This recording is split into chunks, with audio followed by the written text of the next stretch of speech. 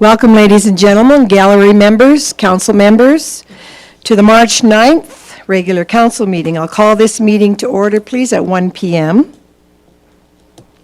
Before we get started, the town of Olds just wrapped up hosting the Grand Slam of Curling Coyote Tractor Championship Cup, which was held May 3rd to the 8th at the Sportsplex.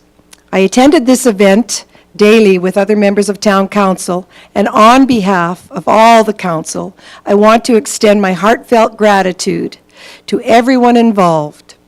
It was the combination effort of the town of Olds staff, volunteers from Olds and surrounding municipalities and communities, the athletes who were the heroes, as well as the volunteers, the sponsors, the labor crews, that made this event a success and allowed us to showcase our old-fashioned hospitality together inclusively, and everything that our community and region had to offer. So from the bottom of our hearts, we thank you all for such a successful event. Now moving down to added items on the agenda, please. CEO Linderman. I just have an amendment. If we could move item 6E, the proclamation fair trade, up under delegations, as we have Bev Taves here to present. Yes, item 6C now under presentation and delegations. Councillor Cummings. Thank you. I'd like to place an item for discussion on under a closed session. So I'm just trying to remember the number. 16. Yeah, under section 16, disclosure harmful to business interest of a third party, and the topic will be the Olds Institute. Olds Institute? Yes. And section 16. Any further added items? Hearing none, then I'd please ask to accept those added items before we move to accept the agenda as amended. I'm sorry, Councillor Wilson. Thank you, Mayor Dahl. I'd make the motion that we accept the added items to the agenda. Thank you. All those in favor? Thank you. I will be making an effort to look on the left side. I understand people that are right-sided don't seem to look on the left side that often. So now I'm looking for an adoption of the agenda as amended. Please, Councillor Blatz. Thank you, Your Worship. I move that we adopt the agenda for the regular council meeting for Monday, May 9th as amended. No further questions? All those in favor? That's carried. Thank you. The adoption of the previous minutes, please. Item 2A, page 3. I'd like to place that on the floor for a motion. Councillor Daly. Thank you, Your Worship. I move that the minutes from the April 25th, 2022 regular council meeting be adopted as presented. Thank you, Councillor Daly. Council has questions. Councillor Ryan. Thank you very much, Mayor Dahl. I don't have a question, just a correction, sorry. Under the reports for Councillor Ryan, I attended the Olds Policing Advisory Committee. That meeting was actually announced. I put in my report that it was canceled. That meeting was canceled, actually. And I did not attend the regular council meeting of April 11th. So that's a slight correction under the reports on page 7. Thank you, Councillor Ryan. Any further corrections or additions? All right, we have a motion on the floor from Councillor Daly. Would you like a friendly amendment as amended? Yes, Your Worship. Very good. I'll call for the vote. Those in favor? That's carried. Thank you.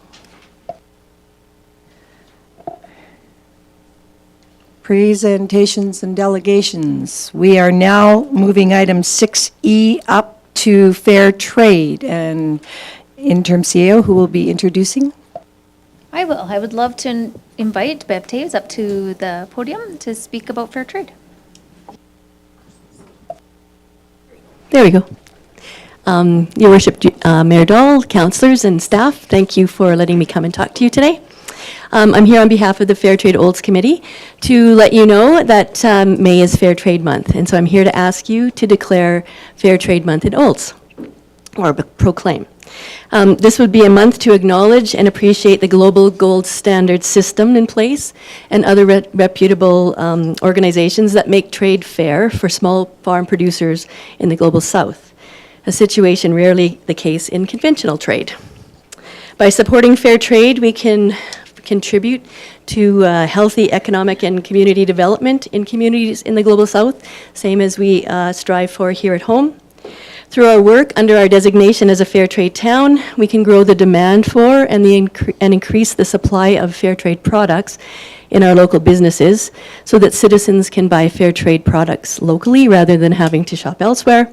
And as we become more aware of fair trade through our events and proclamations, as individuals and organizations, we can extend our support by trying to incorporate more fair trade products in our purchasing.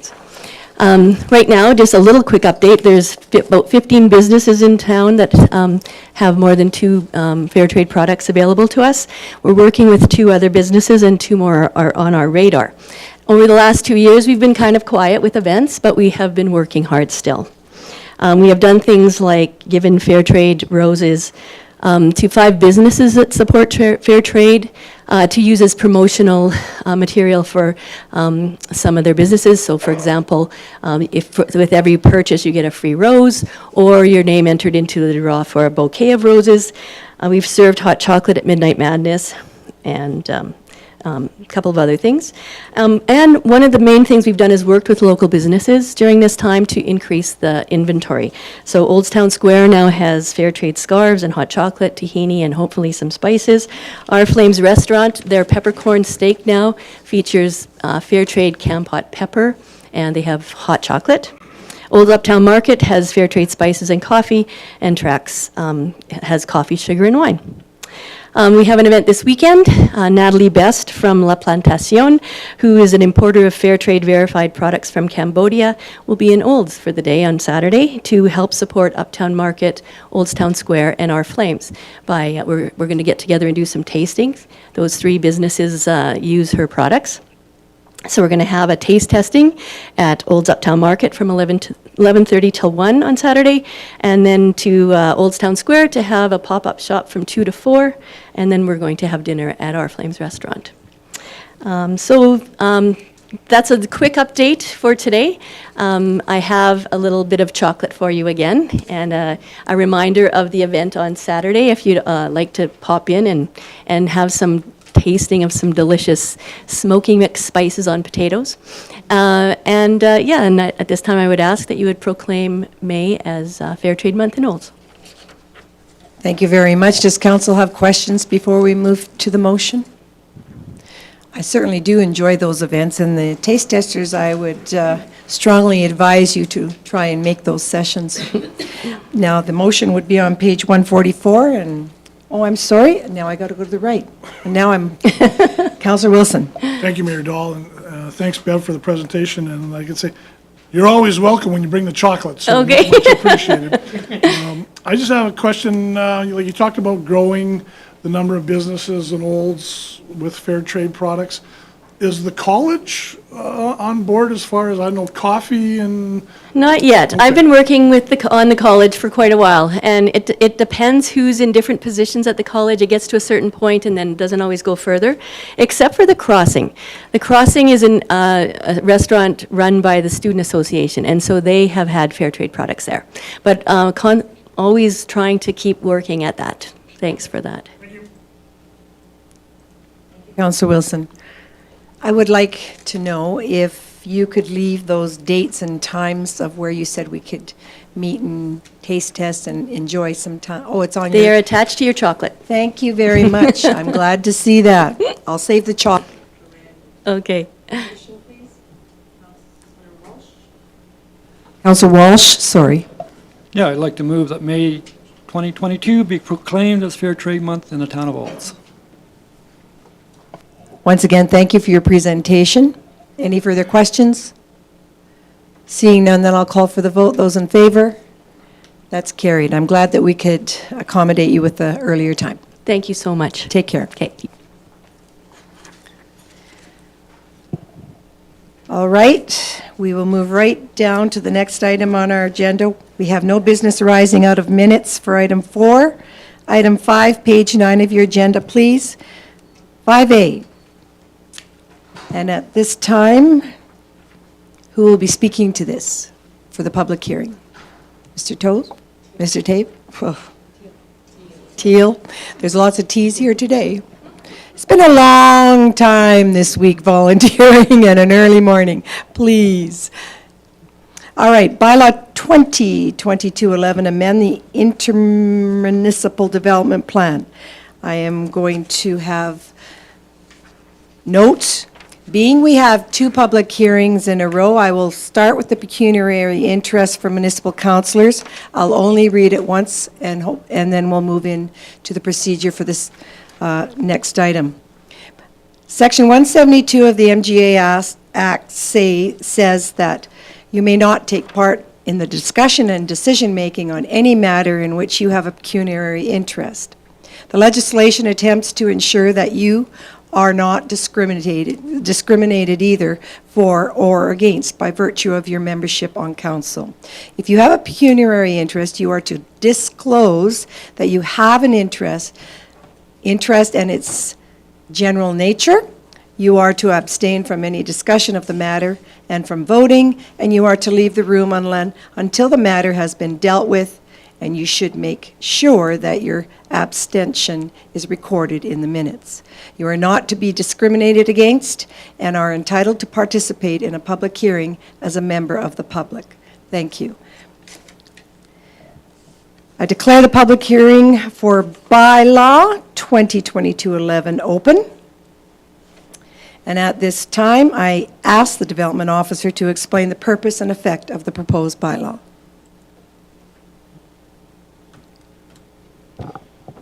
Thank you very much, Mayor Dahl. Good afternoon, members of council, administration. So the purpose of bylaw 2022-11 is to amend the intermunicipal development plan that the town has with Mountain View County. And the amendment is to update the plan since the recent annexation of lands to the town of Olds in January. It's very much what I would consider kind of a housekeeping amendment, in that when we adopted the plan in January of 2021, we knew that eventually after annexation was going to be fulfilled, we said we come back, we amend the plan to update and reflect that if the town was successful in their bid.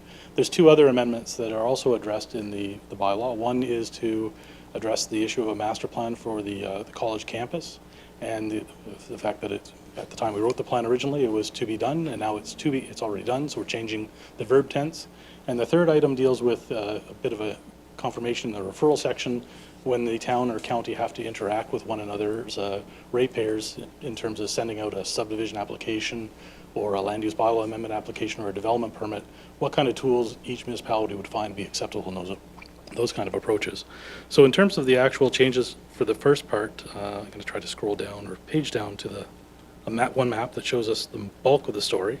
Attached to the RFD is the plan as if all the changes were adopted, and you'll also have a red-lined marked up version that I'm going to try to quickly find that shows where the specific changes were made compared to the September 2020 version that was adopted by the 2 municipalities. So that's the red line version coming up now, and on your screen, hopefully the bulk of on screen. And we'll just flip that, or we won't flip that. Okay, so north is to the left. Ordinarily to the top, north is going to be the left on this one, and you can see the red circle on that map that's up on the screen in front of you that indicates where the short-term annexation was.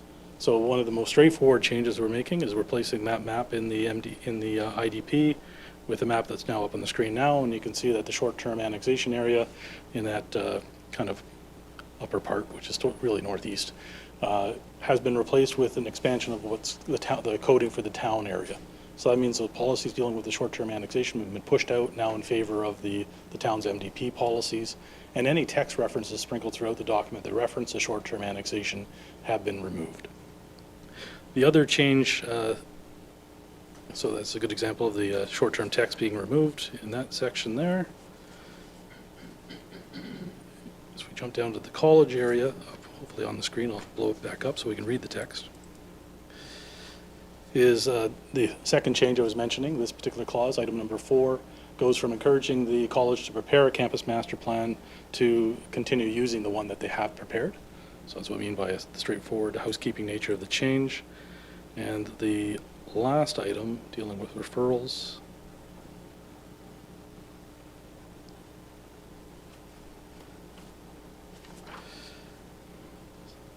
Section 7, sorry if you have vertigo, members of council. So the lengthy red line clause that's on in front of the screen now, basically stating that if the county finds it more efficient to use a newspaper ad to reach out to town residents, then that's okay by the town. They could do that.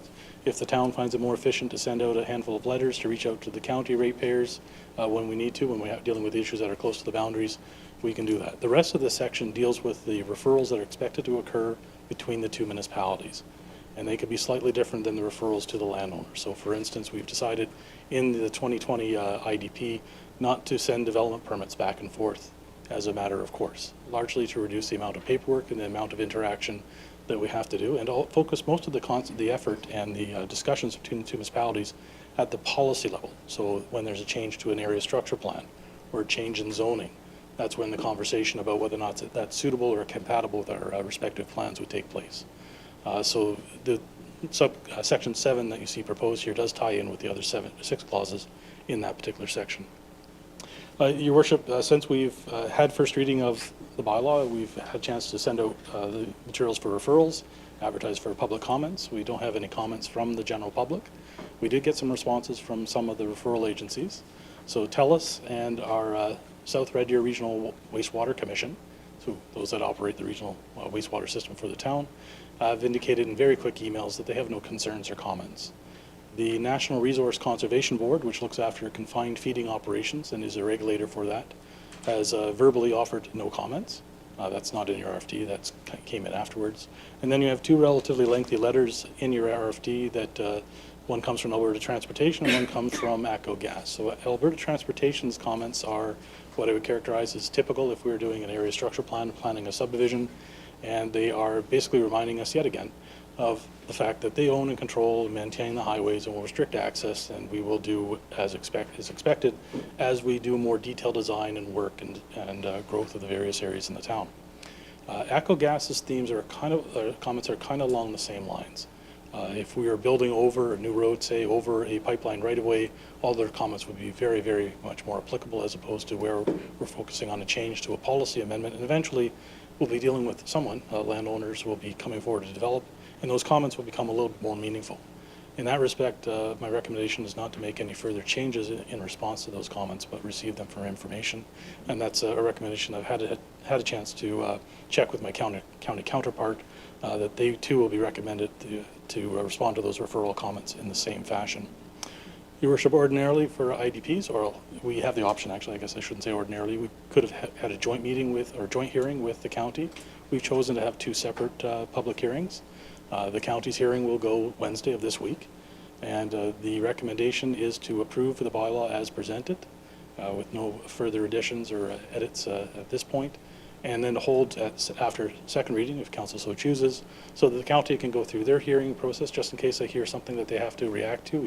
It could be different participants, and then we'll be exchanging notes before the 2 of us move on to third and final reading to deal with any issue of edits that have come out of either the town process or county process that need to be coordinated. Be happy to field any questions, Your Worship. Oh, I do see your comments. It's recommended that the town council consider third reading of bylaw 2022-11 at a future council meeting in order for the county also to review. Thank you. And I understand then there's no one in our gallery to speak at this time. So I will declare the public hearing for bylaw 2022-11 closed at 1:19 p.m. Is that correct? Oh, I did not do that. Does council have any questions or comments? I just thought that Mr. Teal did such a good job of explaining it to us, but yes, again, does council have comments or? Okay. It's still 1:19 p.m. I declare the public hearing closed. Thank you. Now, we are looking for second reading only. I'd ask council at this time. Councillor Wilson. Motion? Thank you. Thank you, Your Worship. The council gives second. Oh, Thank you, Your Worship. I would make the motion that council gives second reading to bylaw 2022-11. does council have any final comments? Mr. Teal, do you have any final comments? I do not, Your Worship. Thank you. I'll call for the vote. Those in favor? That's carried. Thank you very much. Now, item 5B, page 57, please, of your agenda. Give you time to get there. All right, we're moving down now to bylaw 2022-12, amendment to East Olds redevelopment plan, as well as amendment to the land use bylaw. At this time, I will not read pecuniary interest before I go into the public hearing. However, I do declare the public hearing for the bylaws open at 1:21 p.m. And again, I would ask our development officer, Mr. Teal, to explain the purpose and effect of the proposed two bylaws. Thank you very much, Your Worship, members of council. So you have to bear with me as we hop around in the agenda package here a little bit. Absolutely. So this public hearing deals with two bylaws. So the first is to amend the East Olds area area redevelopment plan to change an area that's designated for R1 low-density single-detached dwelling to a R2, which would allow duplex development. It's got a partner bylaw, which is the change to the land use bylaw, which sounds very similar. It's moving from the R1 designation, which is for single-detached dwellings, to the R2 general residential designation, which will allow the development of duplexes. The two bylaws are being processed together to maintain consistency between the zoning designations that is used to process development permits and subdivisions, and council's statutory plan, which is adopted as the East Olds area redevelopment plan. The site in question is located on the south side of 51st at, I'm not going to get the wrong street. And we'll just go to a quick map that shows that on the air photo. You can see it highlighted in yellow in your RFD. And just at the corner of 47th, I believe, 47th Avenue. This street, when you look at what's happening on the ground right now, the current property, the subject property is vacant. It is an 80-foot wide parcel that was created quite a few years back. The neighbor has the other 70 feet of the 3 50-foot lots that would be across the frontage. Up until recently, it did have a dwelling. It's now vacant and available for future development. Along the street, you can see from the air photo that the character of the area on the block faces, on the same block face that the subject site is on the south side of 51st, is largely single detached dwellings all the way over to the west to 48th. If you jump across the street to the north side of 51st and come back down that block, you'll start with a duplex under the R2 designation, and the north side of the street is under the R2 designation that reflects it's been there for many years and reflects what was in place prior to the preparation of the area redevelopment plan.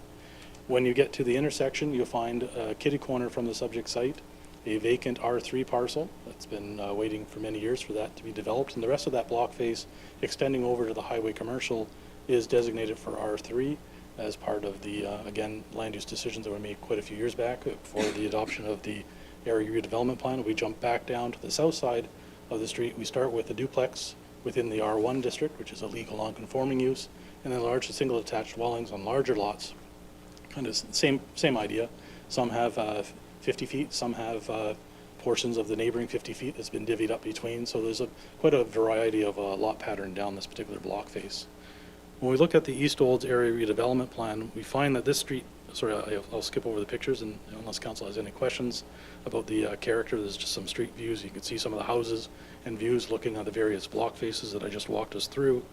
When we get to the East Olds area structure plan, this particular street has a job of being a transition point from the area to the north, which is largely the orangish distorted color that you see on the graphic up on the screen. I'm not sure if that, if I get more of the graphic on there, if that becomes a little bit more possible. Then uses 51st Street as a transition to a lower density, the yellow area, area where we have a pocket of single detached dwellings that has developed over time, and the area generally to the north has been developed more as a mixed use. Some single detached starting as a history, sprinkling of fourplexes, sprinkling of duplexes. And the main reason why the East Olds Area Redevelopment Plan started back in around 2011, 2012 timeframe was neighborhood concern about how duplexes were being managed and how older houses were coming down. Duplexes at some time were not very sensitive to the context were going up. And that led to the town committing the resources to have a lengthy conversation with this particular neighborhood about what future they would see for their neighborhood in terms of maintaining the character, but still accommodating some future uses. And after several years of discussion, the compromise that came back was we're going to still leave options for duplexes to develop in this particular area, but they're going to be north of 51st Street. And they're going to be expected to be integrated with architectural guidelines. We're also still going to accommodate single attached dwellings in that area to the north. But when we get to 51st Street, we're going to make a transition, and we're going to try to preserve that remaining pocket of detached dwellings that are left in the yellow area that you can see. Along the edges, you can see there's opportunity for more multifamily, and certainly the Auction Mart, which is south of 54, also had the opportunity for more multifamily. So it is in that light that applicants do have the ability to come forward and propose rezonings, and if necessary, to propose amendments to their redevelopment plan if it supports their amendment request, and that's how the matter comes before council. That leads us to reevaluate whether or not, from an administrative perspective and from a community and a public perspective, through the public advertisement, the opportunity to have a public hearing, to see if it's a change that we find is compatible or something that could be considered. And in light of that, we should go back and look at the history of why we created the area redevelopment plan to begin with, what kind of goals and objectives we're trying to achieve, what was the consensus that we established with that community. And from administration's perspective, our recommendation is to maintain the status quo and to continue using 51st Street as that dividing line for the preservation of the largely intact detached dwelling areas to the south in that yellow area. Your Worship, there are numerous comments that have been received through the course of advertising. So most of the letters, I think up to 5, were contained in Council's RFD. And some of those individuals are probably here to speak to the letters today, and maybe I'll step aside and let that process go rather than coming back to any letters that don't get addressed. That's fair. We'll do that process. Thank you, Mr. Teal. I'll explain the procedures and rules to be followed. Presentations before council shall be brief and to the point, limited to 5 minutes. Council shall not allow cross-examination of persons giving information, and it will not be necessary for the persons giving information to verify his or her qualifications. Council may ask questions of the speakers after each presentation for clarification purposes. No debating or questions from the floor will be allowed. No written or verbal submissions will be received by council after this public hearing is closed. Persons addressing council will state their name and address, indicate if they are speaking on their own behalf or for a client, company, or citizen group. The first call I will call forward are those in support. Is there anyone that would like to speak in support of this, of the changes, of the amendment? Seeing none, those in support twice. I will move then for those opposed. Anyone to speak that are opposed, please approach the podium. State your name and address and who you're speaking on behalf of, please. Thank you very much, Mayor Dahl. Mary Jane Harper, 4637 52nd Street, Olds, Alberta. So you already received my letter, and I won't read through it again. I think it's there 3 times. But I'd like to say that I really appreciate the fact that the administration also does not support the changes to this bylaw. And you just have to look at the map to indicate why. And I know others want to speak to it too. Thank you, Mary Jane Harper. Are there any further opposed that would like to speak at this time? Please approach the podium, sir. State your name and address. I have a handout for the... If you want to give it to our legislative clerk, she can make sure we get those. Thank you.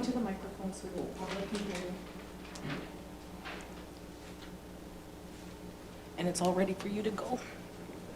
State your name and address, please, and who you're speaking on behalf of. My name is Dana Fisher. I live at 4641 51st Street, which is directly adjacent to this proposed change.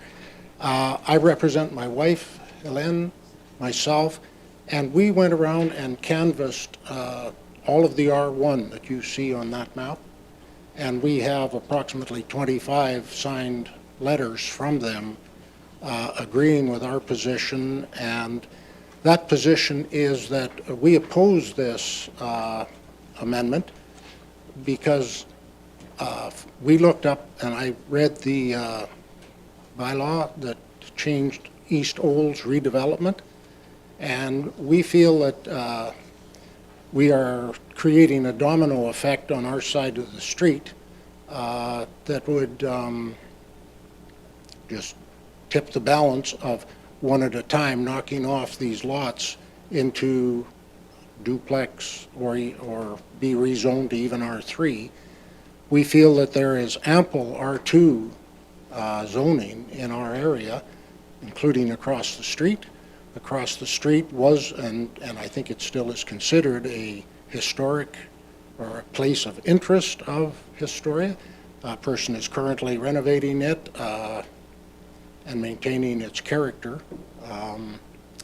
Some of our neighbors who live across the alley and right beside this were vehemently opposed to this bylaw.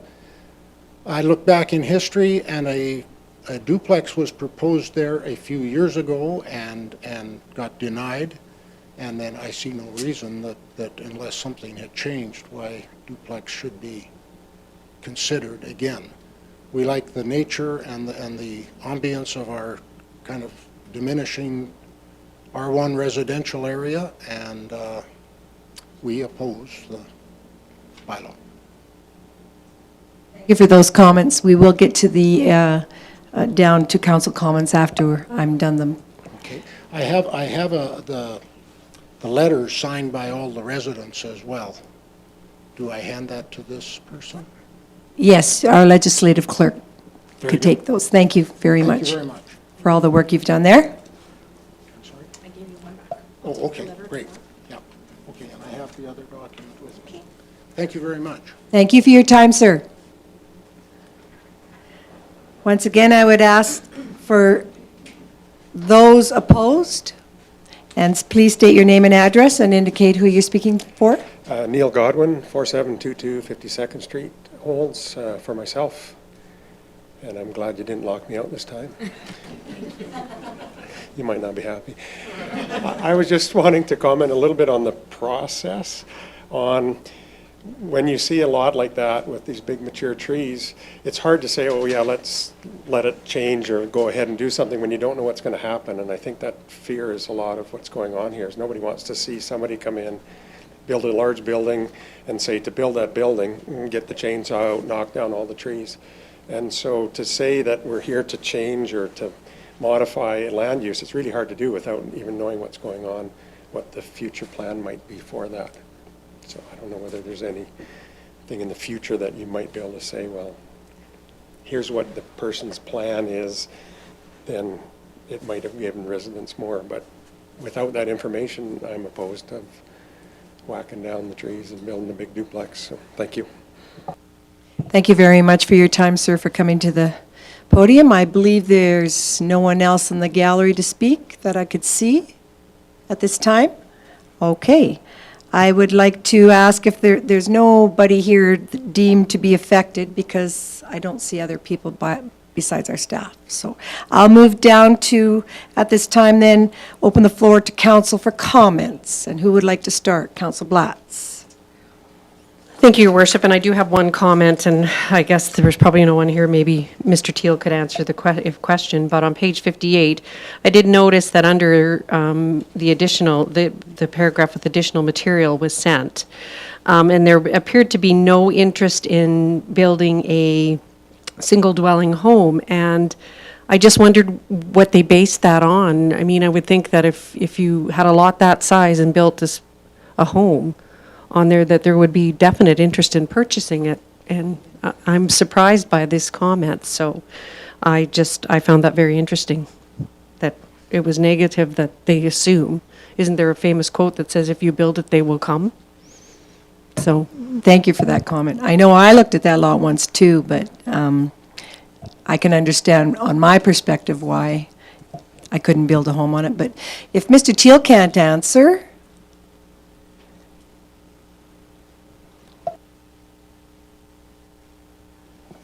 Your Worship, I'm afraid I can't shed a lot of light on how far they canvassed to determine that it could have been the builder they were looking at, or their own personal, or it could have been a few phone calls around. we do have an individual that would like to speak to that actually can give an answer, and if you're willing, counsel, to accept that at this time, she's... Hi, thank you. In the last 10 years, I drive by that lot every day. There has never been a for sale sign on it with a phone number. Never. So how could anybody know that the place is for sale? So that would be my suggestion. There's a lot of realtors in town. Thank you for that comment, Mary Jane Harper. And that's a good question. And I had a question from Councillor Ryan and then Councillor Walsh. Thank you very much, Mayor Dahl. I just have a comment more than anything. I understand the need for duplex properties within the town, certainly to provide that attainable or affordable housing product. This is not one that I would be in favor of over in this area. This plan was only adopted in October 2015, which is not that long ago, and there was some extensive work that was done in doing the plan itself. I think it's a little bit early to start changing and second-guessing what that plan was, and so I am I'm in favor of defeating the second reading of this bylaw, so thank you. You, Councillor Walsh? I guess I find myself agreeing with Councillor Ryan's comments. I actually participated in these meetings that the community had, and I think they came up with a great compromise to allow R2. And yeah, kitty corner of that property, there's an R3. It's not even developed, so it's not a matter of not having property in that area that could be expanded. So yeah, I would not support any changes to this area structure plan. Thank you. As well, I was part of the process at that time, and I totally 100% agree that the consensus through, I believe, 2 community sessions that were held, engagement sessions, was definitely to manage the future development on the builds in East Olds area to preserve the heritage. So I also would vote against or to defeat this. Councillor Cummings? Thank you, Your Worship. So I have 2 questions, if I can. One for Mr. Teal, which was one of our guests brought up the idea or the interest in the trees and preserving the trees. I think, Mr. Teal, during our initial training with you as new councillors, you did talk about protecting trees through legislation. I think it was you. We had a lot of people teach us a lot of things very quickly at the beginning, but cities like Red Deer have gone ahead and done that and protected certain trees and old growth trees within the town limits. To your knowledge, is that something that is common, or am I thinking about somebody else?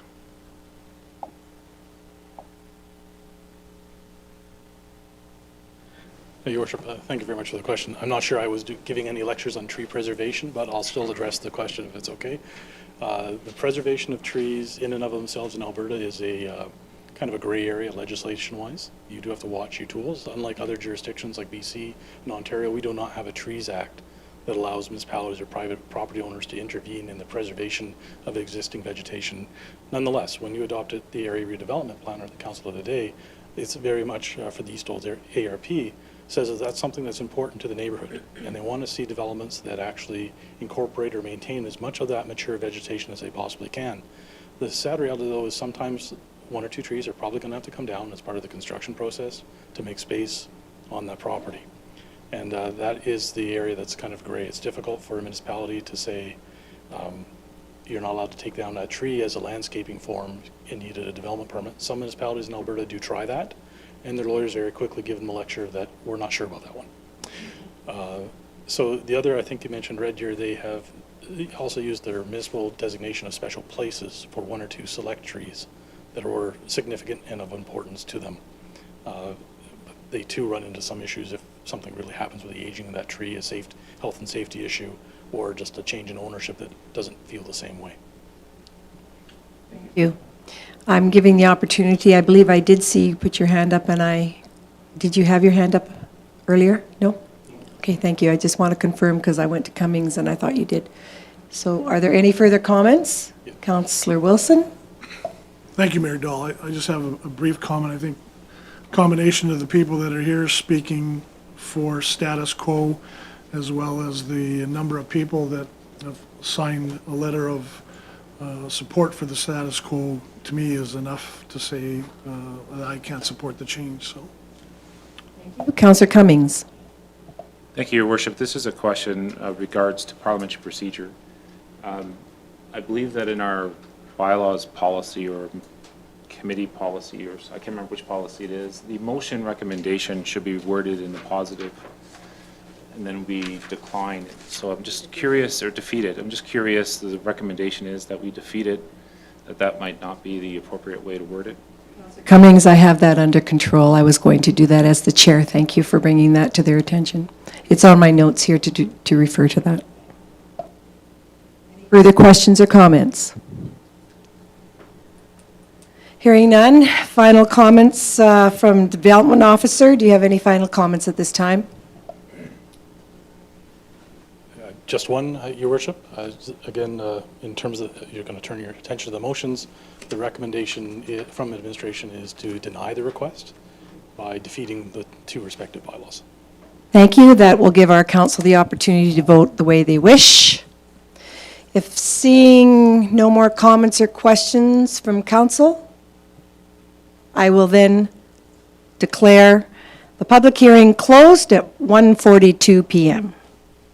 Going back to the second, I've got 2 second readings here for each bylaw. So we're going to second reading. Are we going third reading as well? Sorry. Okay, a lot of bylaws here. All right, I will also ask for the motion for second reading for bylaw number 2022-12, and I will be asking for those in favor and opposed. Yes, Councillor Blatz? So I will make the motion that we give second reading to bylaw 2022-12. Thank you, Councillor Blatz. Final time for questions. I will call for the first. Are those in favor? Seeing none, those opposed. The bylaw is defeated. And may I get a motion, please, Councillor Ryan? Thank you, Mayor Dahl. I move that council give second reading to bylaw number 2022-13. Once again, any further questions? Seeing none, I will call for the vote. Those in favor?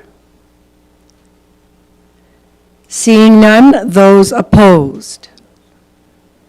That is defeated.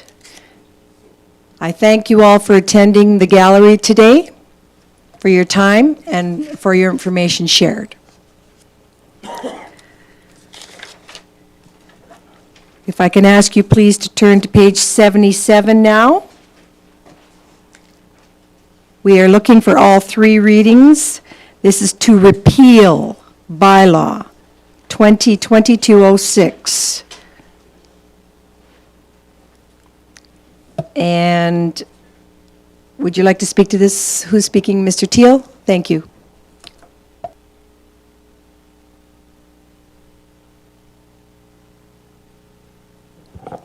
Thank you, Your Worship, members of council. So this too is a bit of a housekeeping item to kind of go with the IDP. In some ways, it's probably a change we should have done, well, a year ago, but no rush. So the bylaw in front of you repeals 2 other bylaws. They were created as part of the 2007 IDP with Mountain View County.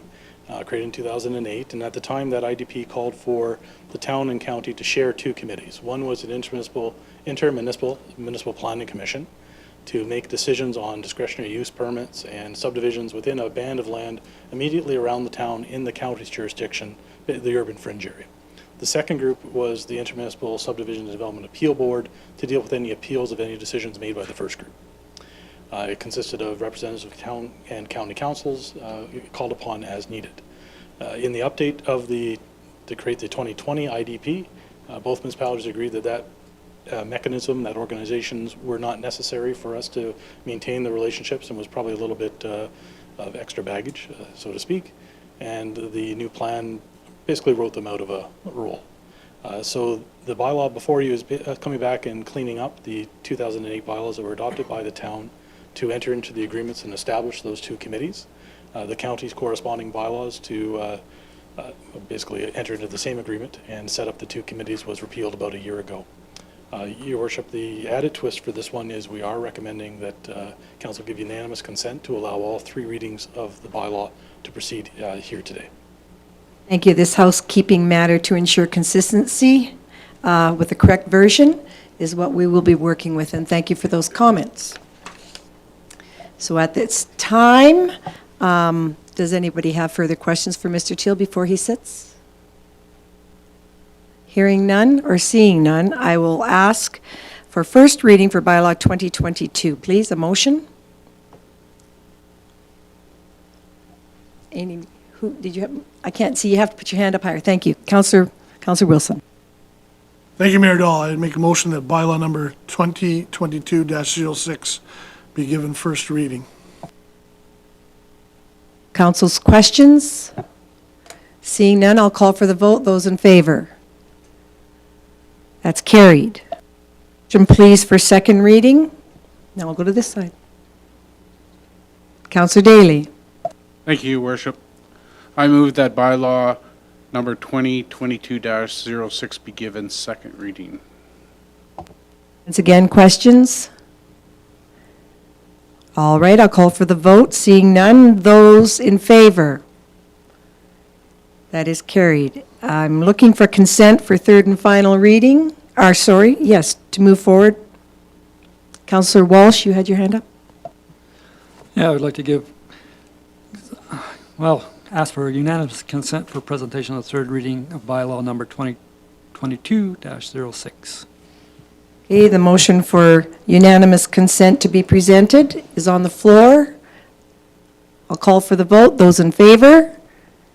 That is carried. And now, third and final reading, please. Councillor Blatz. Thank you, Your Worship. I move that bylaw 2022-06 be given third and final reading. Once again, I'll call for the vote. Those in favor?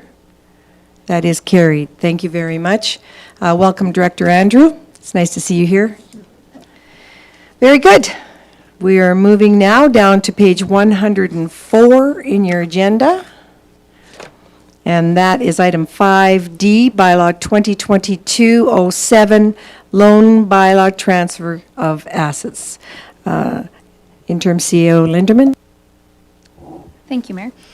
We're looking today for second and third reading of 2022-07, that being a loan bylaw for the transfer of assets and the redemption repurchase of shares. This was given first reading at the regular council meeting of March 28th. It was then advertised in the next two editions of the Mountain View Today and given a 15-day petition period thereafter. So all MGA requirements have been met. Very good. We'll just move forward then, and if council has questions, I can ask. A motion, please, to put second reading on the floor. Councillor Blatz.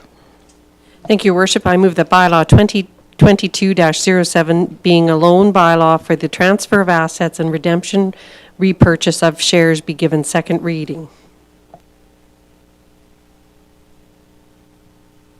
Very good. Does council have questions? Councillor Blatz? Thank you, Your Worship. Through you to Finance Director Linderman, were there any comments or general inquiries that come from any of our residents? I did not receive any comments, questions, anything. Thank you. Thank you, Councillor Blatz. Ready to vote. Counselor Wilson, I see you now. Thank you, Mayor Dahl. Just a question for interim CO.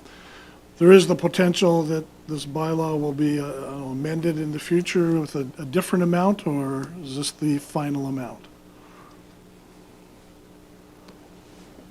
In order for it to be amended, we'd have to go through the process again. Right now, this is the final amount. We did it up to 15 million just for that purpose. No further questions? We have second reading on the floor. I will call for the vote. Those in favor? That is carried. Thank you. I'm asking for third and final reading. Councillor Ryan? Thank you, Mayor Dahl. I move that bylaw 2022-07, being a loan bylaw for the transfer as assets and redemption/repurchase of shares, be given third and final reading. Thank you. I will call for the vote. Those in favor? That is carried. Thank you, ladies and gentlemen. We will now move down to page 108, item 5E, bylaw 2022-10, guarantee bylaw Olds Fiber Limited. Interim CEO Linderman. Thank you. Much the same as the previous bylaw. This was given first reading on March 28th, advertised for the 2 weeks, and then the 15-day petition period. I again did not receive any comments, questions, or anything on this bylaw. Thank you for making that clear for council. At this time, I would ask now for second reading of this bylaw. Councillor Wilson?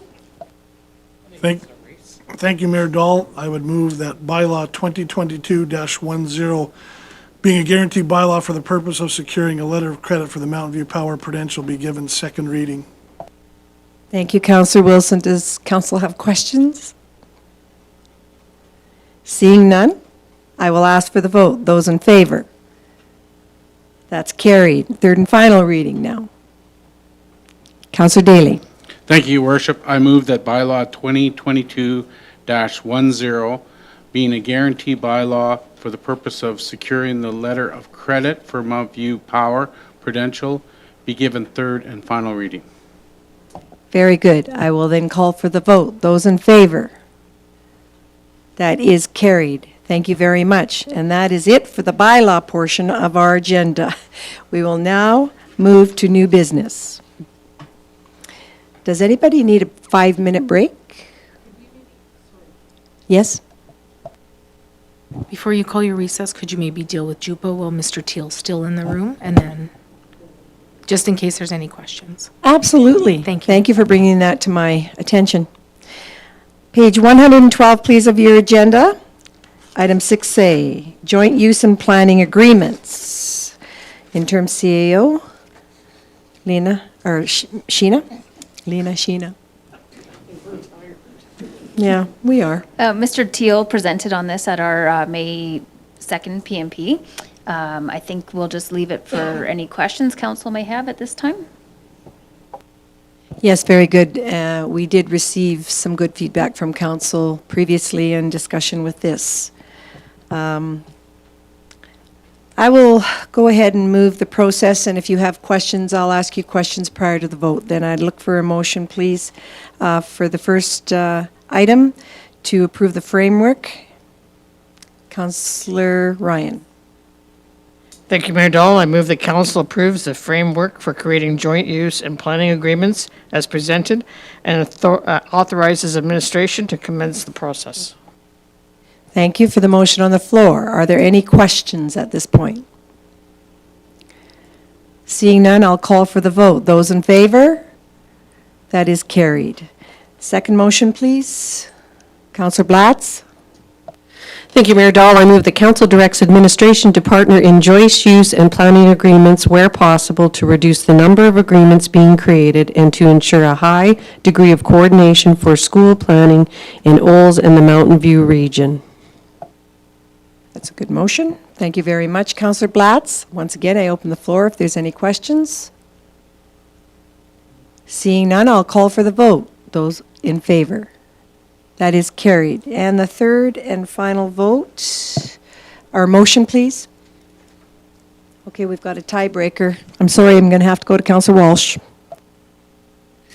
Yeah, I would like to move council establish a council committee comprised of the mayor and up to 2 councillors to assist in the preparation of the joint use and planning agreements with appointments to the committee to be made in the October 2022 organizational meeting.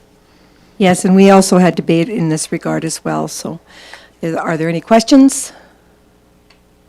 Seeing none, I'll call for the vote. Those in favor? That's carried. Thank you very much, and I appreciate your time, and safe travels to you, Mr. Teal. I will call a 5-minute recess at this time. It's 1:55. We'll see you back at 2 p.m.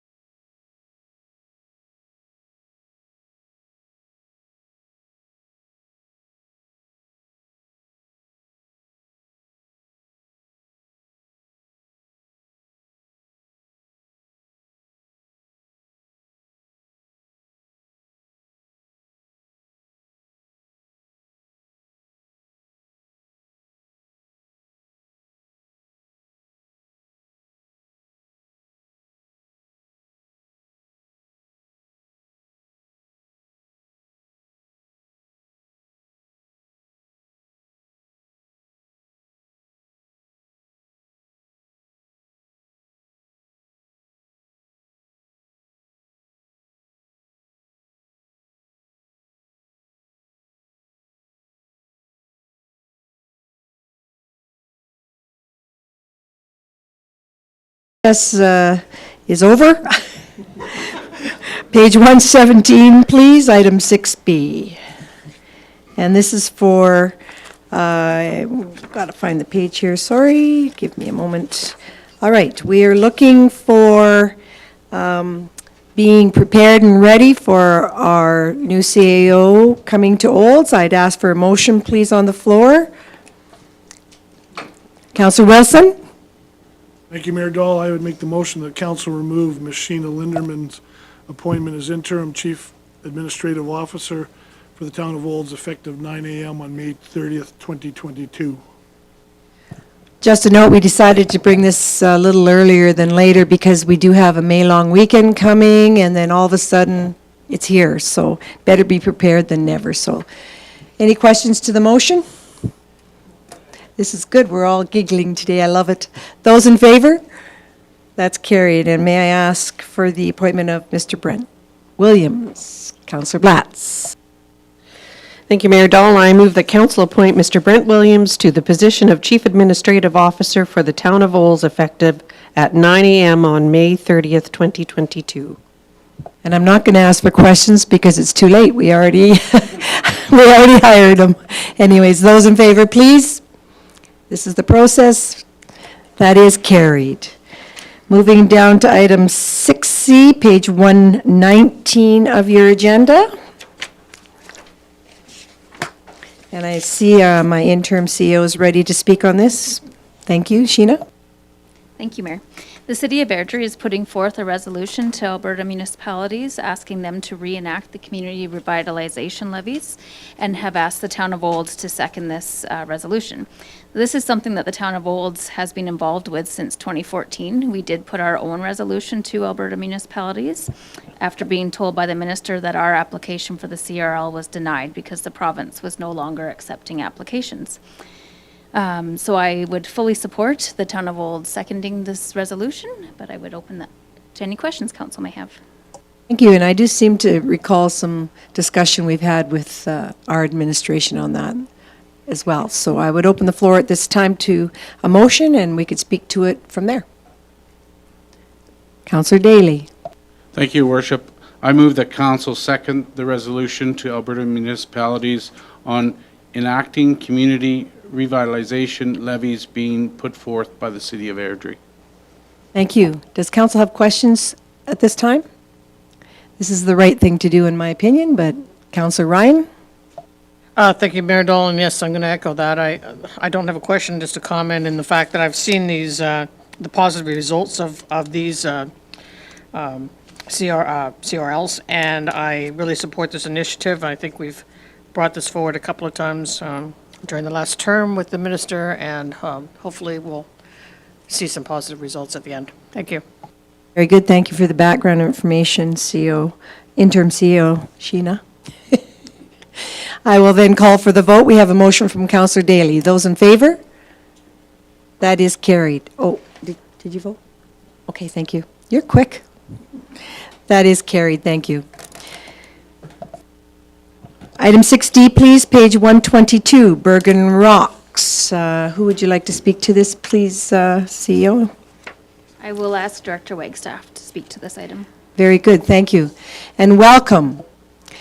I'm glad that you survived your 7 days of running. You don't need to go to a marathon lately.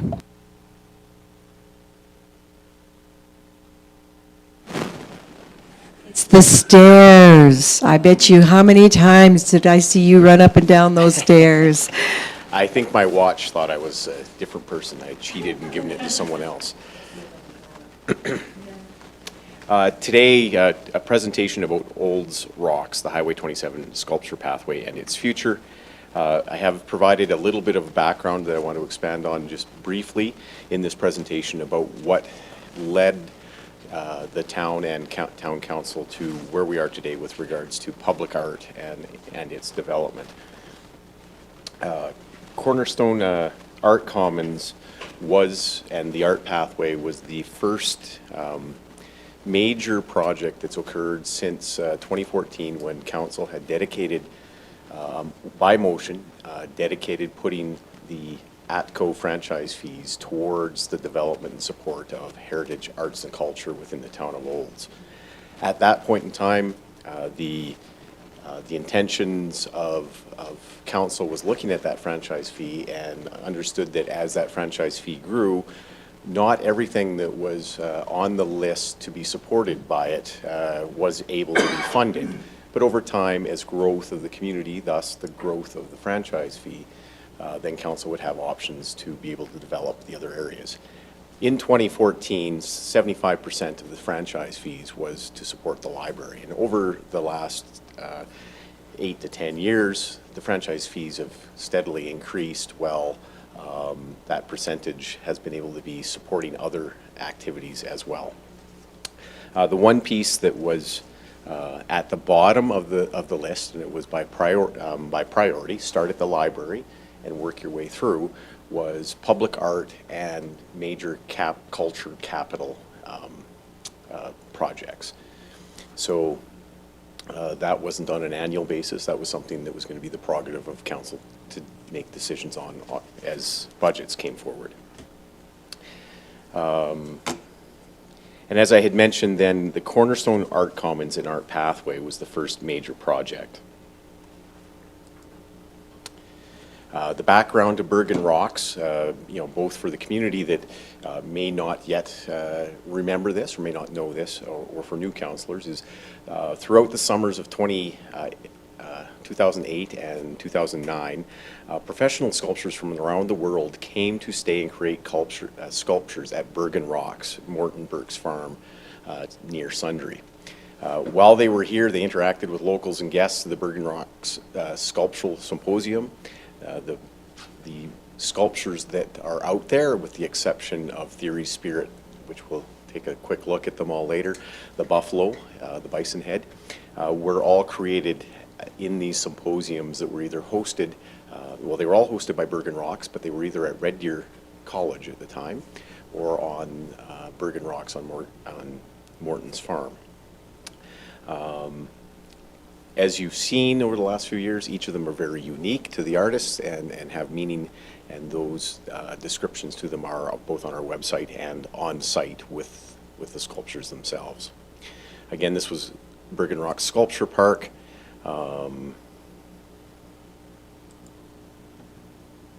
So we first went out there, and I say we, at that time it was Michelle Jorgensen, our heritage advisor, myself, and the executive director of the Olds Institute, to explore the possibilities of what might be able to happen in Olds for an attraction and something that would make it unique. In conjunction with that same period of time between 2014 and 2016, we did a number of community engagements with our community about what it means to our community, what things stand out. And that community engagement, or those multiple community engagements, led to the design of the legacy benches, so the designs that are in the legacy benches. And it also, some of the information that we were given from there was very clearly, like very strongly, our community said, do not do the world's biggest whatever. Because at that time there was suggestions, maybe we do a large fiber coming out of the ground representing the Canada's most connected community. Would it be farm implements? But we heard from our community, do something different, do something unique, but do not do the world's largest something.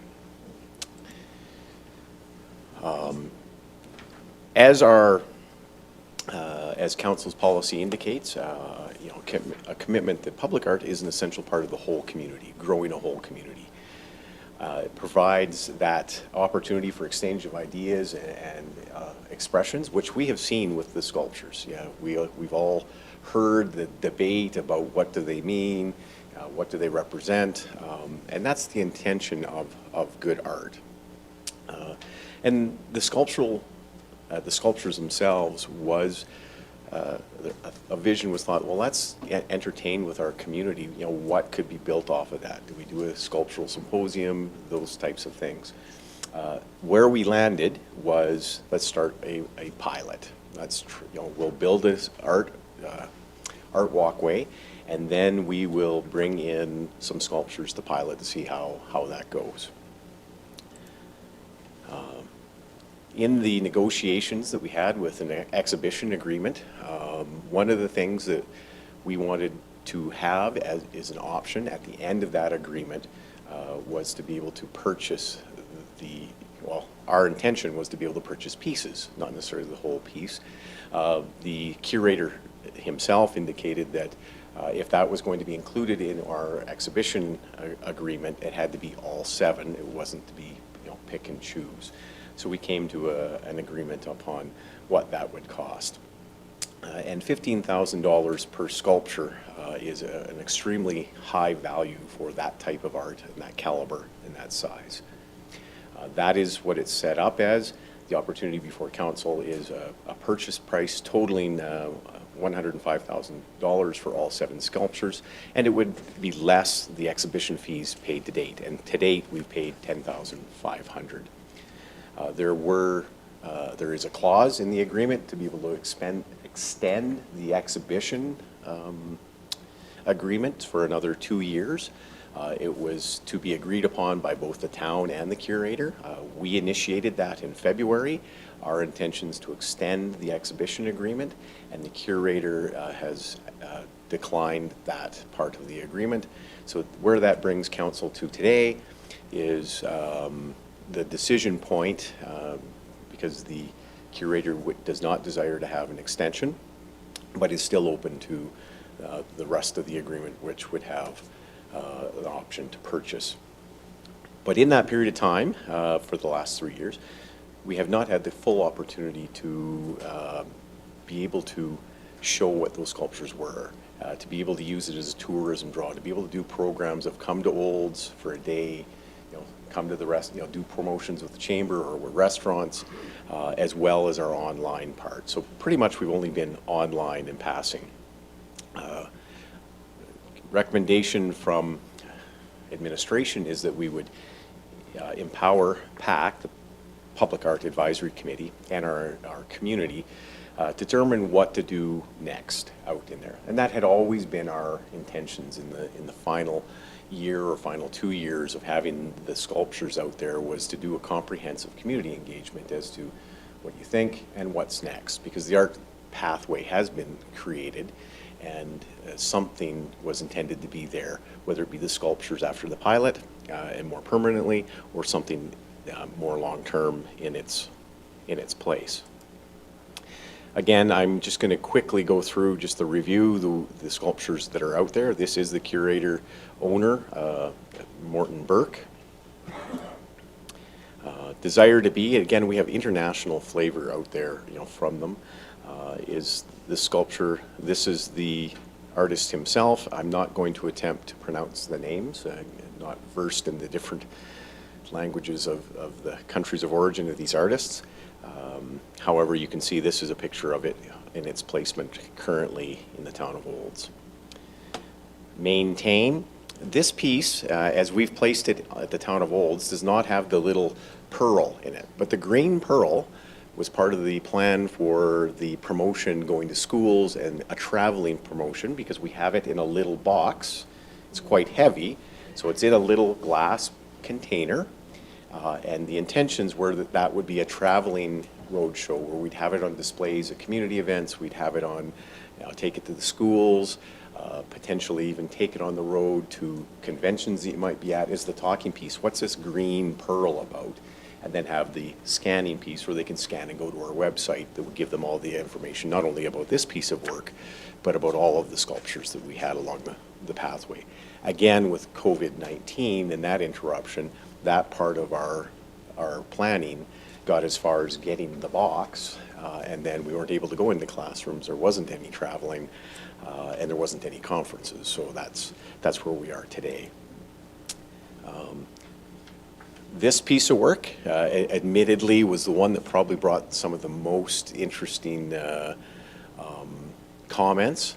But again, this one is a couple depicting a kiss. So it is, but there it is set out both in the dark and in the light out in Olds. And again, photos of the artists themselves. Rising sun. Spring. And interestingly enough, the two artists didn't know this, but there are two pieces in this collection called Spring.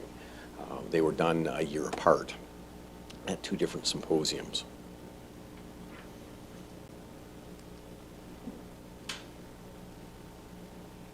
Yin and Yang, this one stands out, I think, probably the most in the dark. It and the bison head in the dark, well lit up.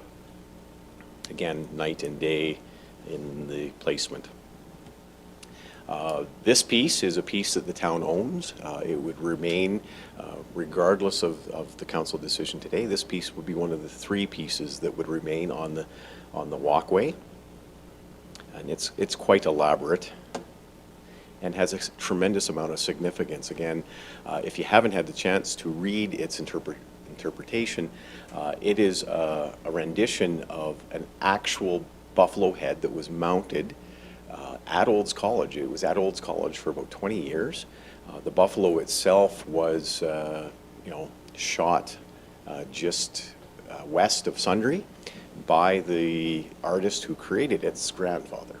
So there was quite a significance both to our area, a significance to the artist, and a historical significance in the meaning of bison had in our history, both with Indigenous peoples and the settlers that came out west.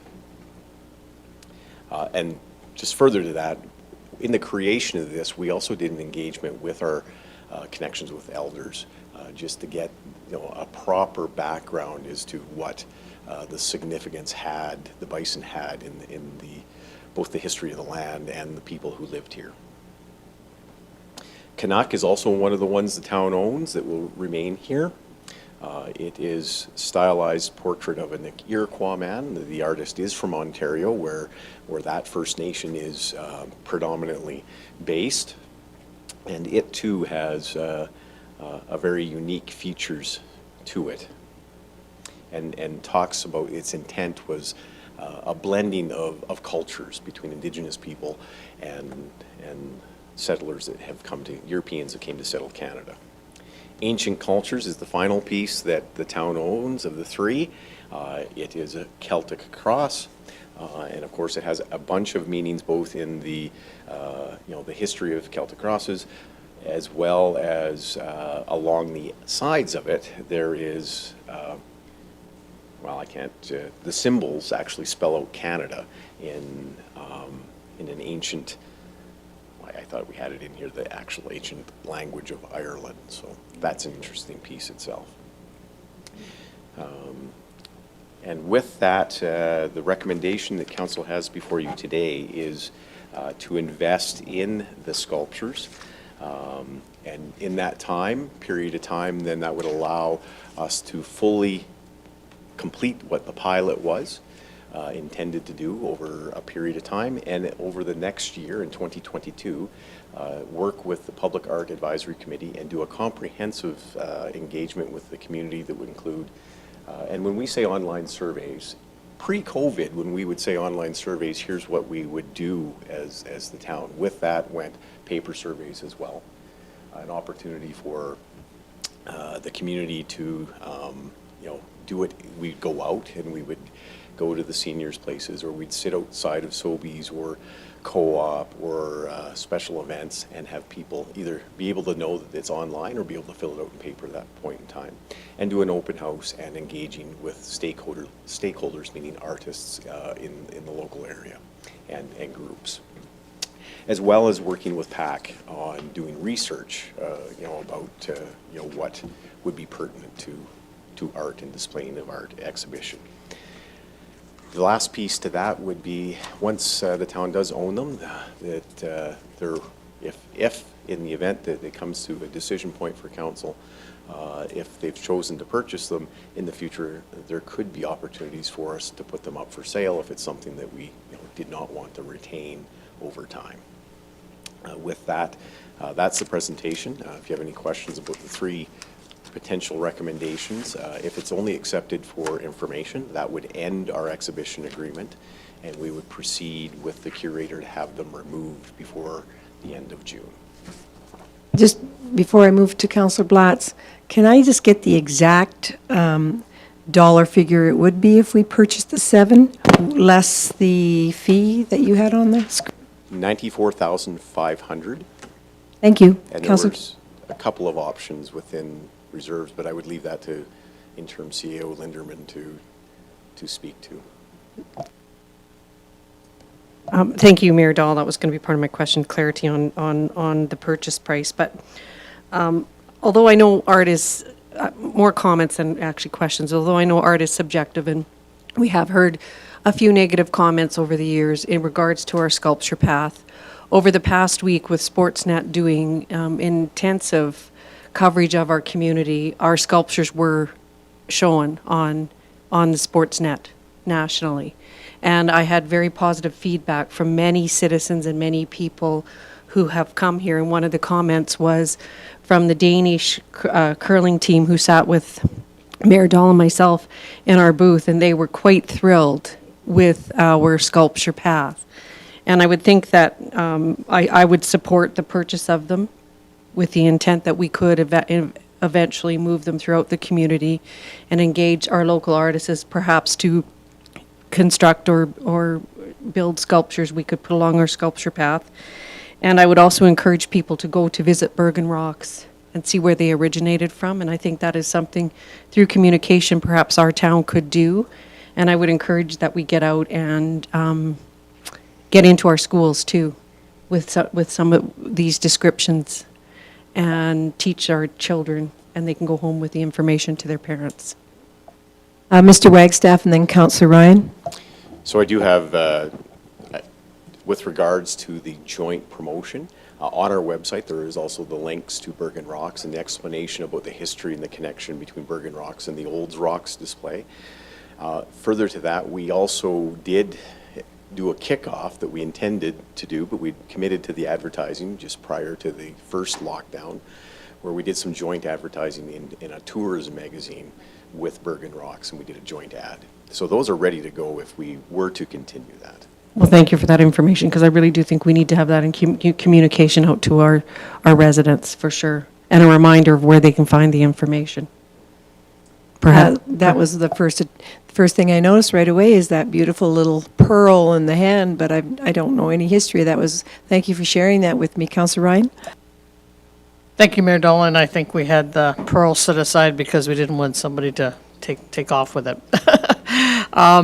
So I did talk to quite a few people during the curling event from out of town, and they did say that they really appreciated going and taking a look at those sculptures. There was quite a few people that took their families and took friends down and had pictures taken. In fact, I know that I was talking to two Swedish girls, and they from their team, and they went down and took the team picture down there. So it'd be interesting to see if they will post that one. But I do have a question for interim CEO Lindeman, because since she's still our CAO. What, the 94,500, is there funds available in any franchise fee remaining or any Destination Olds Fund remaining in order to do this? So where would we fund this if we were looking at trying to do this? So there is funds available in both of those reserve accounts. So it wouldn't be in your operating funds, but within the reserves of both of those, there is funds available. Okay, and just a supplementary question. This is actually supplementary. What would that drain both of them then? Both of those accounts if we were looking at? I'd be concerned about taking the accounts down too far. No, it would not drain either of them. Perfect, thank you. Thank you. Councillor Daly, and you're going to have to put your hand up higher too. Thank you, Worship. I have a question for Director Wagstaff in that, looking back at what has happened up to this point, it seems like we've come to a point where there was no long-term plan that was put in place for these sculptures. We're asking ourselves this question now at the end of the agreement, and I'm just wondering, like, going forward from here, if we do decide, yes, let's go ahead with these, or no, we don't, but mostly if we say yes, what is going to be the long-term plan? You said that maybe we could sell them down the road and switch them out with some local art or move them to a different part of the town. My concern is that $94,500 is a lot of money, and contrary to what Councilman Ryan and Blatz have said, I have heard from people that said that they're not the greatest thing on earth, and they also wonder why we don't highlight or showcase local artists. And so this could be part and parcel of all of the same solution. I'll leave that to you. Doug Wagstaff and then Councillor Wilson. So but the long-term piece was to, as this was to be a pilot, also in some of the earlier conversations with the curator prior to Christmas, it was sounding promising that an extension, we were moving towards that to be able to capture what we weren't able to do over the last 2 years because of COVID.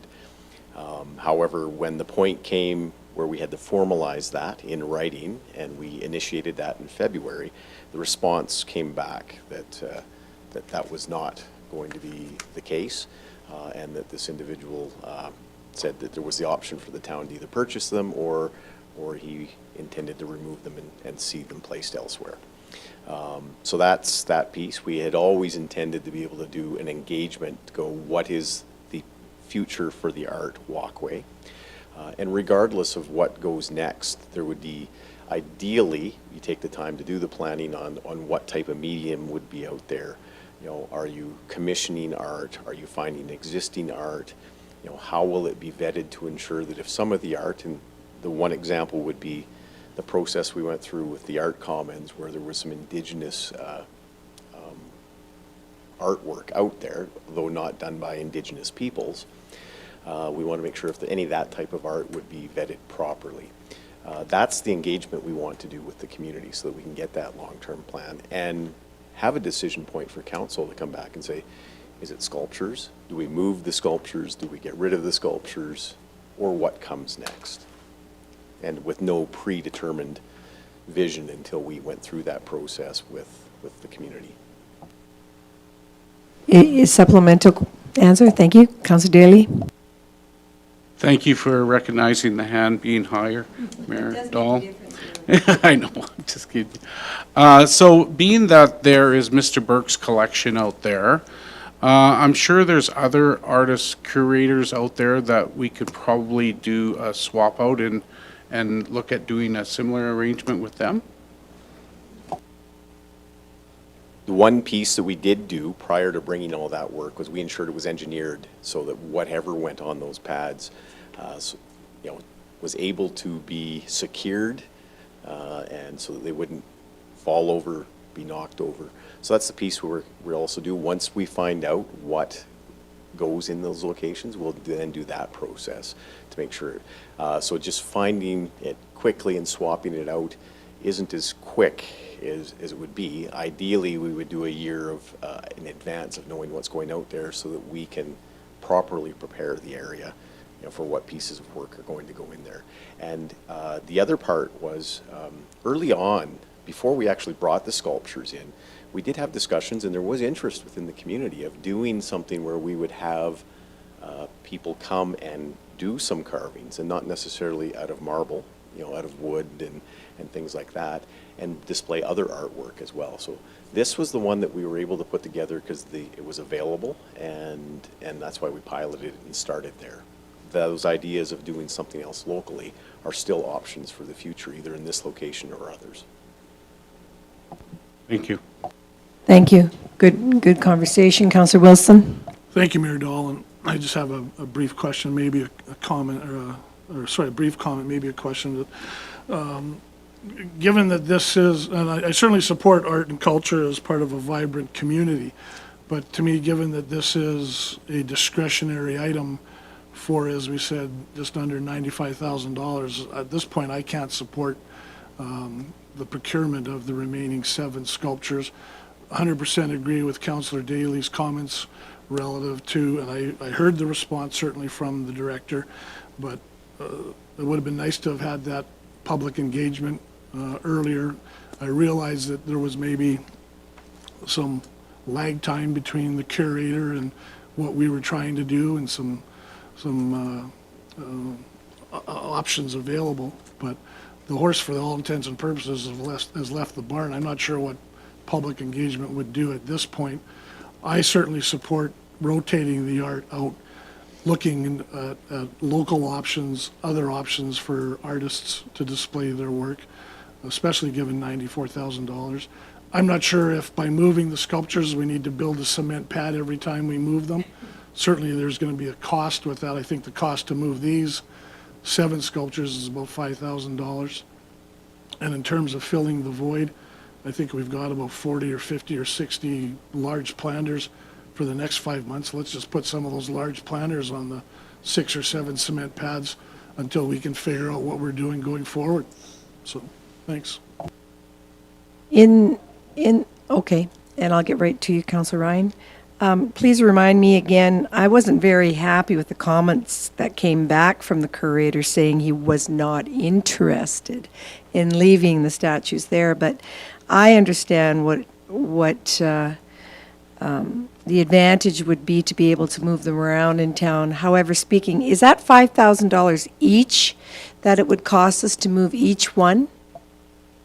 That's a move back to Bergen Rocks, to or from. So if we're moving them within town to a different location, Councillor Wilson is correct. It may not require the elaborate pad we had. Those pads were built for showcasing different types of art. So we wanted a general pad that had lighting. There are other options when you put them straight into the ground, but it would still need some engineering. I do want to clarify, the curator was not interested in extending under our current contract. So, but... We would have had to move them anyways, is that what you're saying? If we chose to not purchase them? That is the point. At this point, if we choose not to purchase them, we will have to move them back to Bergen Rocks. Now, the curator moves them, but it's at our cost, and we've come to an agreement in the agreement of what that cost would look like. It's $5,000 total cost for all of them to move. Correct. It was just under $5,000 to get them here, because it takes a picker truck and it may, we'll wait and see. There was some added expenses getting them here because some of them required a crane, but they're staying. Thank you. Councillor Ryan? Well, thank you very much, Mayor Dolan. I'm the first person who likes to make sure that we don't spend money frivolously. But in this case, I do believe that the art is of value. When you take a look at how little amount of money per sculpture there would be, I've seen sculptures in art galleries in Banff that are only 6 inches tall that are asking $35,000 for one little tiny sculpture. So, it's all in what you want to pay for something, I suppose. I do believe that I would love to see local artists on display on that sculpture walkway. But I do think that there's room for the current sculptures to be moved elsewhere. We have lots of parks around this community that if we get a local artist on that walkway, then we can move a current statue onto say downtown Uptown Olds, or say Centennial Park or Rotary Park. We've got lots of parks that they can go into. There was talk about moving the cross to the cemetery at one point. Director Agstaff, if you remember that conversation. So there's lots of places that these can go to, and when you take a look at, you divide 7 by 94, you're looking at a very low price for those statues, and if we keep them, then we wouldn't have empty spots all the way along the highway too. So just throwing that information out there for everybody to think about. I truly believe, and I'll go to Councillor Walsh, I truly believe that the current art that we have is art, and I have personally not heard any negative comments since they've ever been installed. I have been to Bergen Rocks, but my heart is for the local artists because I know there's many that can do it. I do believe we have the option, as shared around the table today, that the local art that we have today can be put in other areas, like they do in other communities where people walk a lot, like downtown Red Deer and other communities do. I have faith and trust in our local artists, and I know that with the Public Advisory Committee, et cetera, and the council and the community itself, they can work together now to work on something that large for us for the future. Councillor Walsh? Yeah, I'm just curious. I'm thinking I'd probably support purchasing them. And I think Councillor Ryan's right. It's not a huge cost per item as far as art goes. But I'd be curious to know, does the curator own all this art, or do the artists benefit from that purchase? So one of the principles that we have been following has been CARFAC, and I would have to look up what that acronym stands for, but it's the Canadian Artists. It's a regulations that they have put out as guidelines to follow how that artists are compensated fairly. In the research we did even before the exhibition and the purchase of the two, the curator was able to provide us paperwork that he has the representation of the ownership and that he has the legal right to those pieces of art. So we did that before we did that research with our legal before we made the purchase of two pieces and the exhibition. And the artists had been compensated at the symposiums. Now, one of the unfortunate pieces generally with artwork is sometimes the value increases beyond the lifespan of the artist. And so what they get sold for later does not end up being trickled down to the original artist. Thank you. I guess I was just going to ask you if you wouldn't mind speaking on behalf of your appointment on the art, either way, because you're on the Public Art Committee, and it would be nice to hear from you, Councillor Cummings. Well, I won't speak on behalf of the Public Art Advisory Committee because it wasn't brought up at the advisory committee in any way, so I don't know their opinion. My personal opinion, though, I'll share that because I like doing that. What I've heard, and I'll agree with a few of the councillor members here, in part, everybody, I have no problem spending this kind of money on art. I know that the purchase of local art is going to be as expensive, if not more expensive than this. So the money issue is not a problem with me at all. But what I have heard most often from our citizenry is the disappointment in the lack of localness, is that a word? In the artwork that has been presented here. And there's no denying that the art is intriguing and interesting and people want to talk about it. However, purchasing it and relocating it to some other place still has that issue that it's not local art. And that's the only concern that I've heard from the citizens is it's a lack of local art. It's unfortunate timing that we don't have a plan or something to move ahead to fill those pedestals up, so we'll have empty pedestals.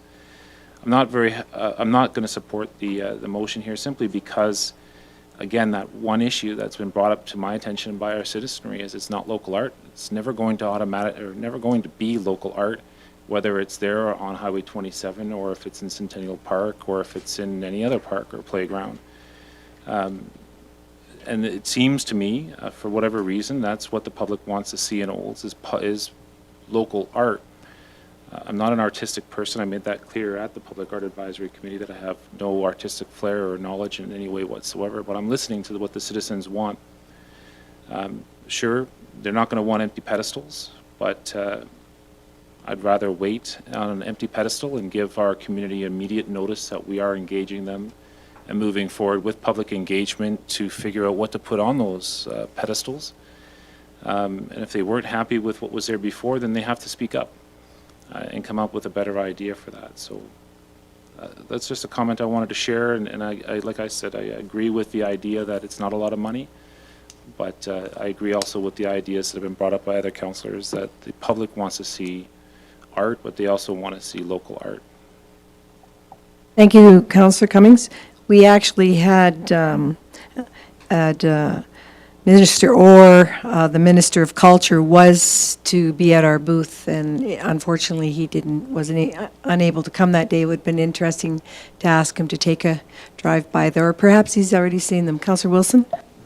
Thank you, Mayor Dahl. Just two questions for the director. One is, how many other communities within Alberta or within central Alberta do you know have these rock sculptures? And are we likely, possibly, probably Mr. Burke's primary source of income to hold his next symposium, or? I won't be able to speak to the latter half because I don't know what his plans are, but I can speak to the research we did. This is unique. That was one of the attractions in about 2015 after we did the tour in 2014 that stood out. Because the world's biggest X is very common, though it changes from town to town. That theme is common. Some other communities do some attractions, artwork along their main entrances, but the sculptures like this were something that we looked at as quite unique. Councillor Walsh? Yeah, no, I get that local artists want to see local art and individuals want to see local art. I support local art, but to be that monoculture, I think art should expose people to all types of ideas, and to say that nobody wants to look at anything except local is probably wrong. Yeah. And I really like the diversity of those pieces of art, and I'd like to see them retained. We hear stories like this from other municipalities, and of course, the biggest one from our city of Calgary alone. I don't recall them removing the art, but I agree with everything around the table today, and it's going to be our own decisions that are voted on. Mr. Wagstaff? And further to the question that Councillor Daly asked about long-term vision, though the details of what would be there, the long-term vision was to inspire a mixture of art, both locally and abroad. And you see that even right now along the art pathway. So the first came the sculptures.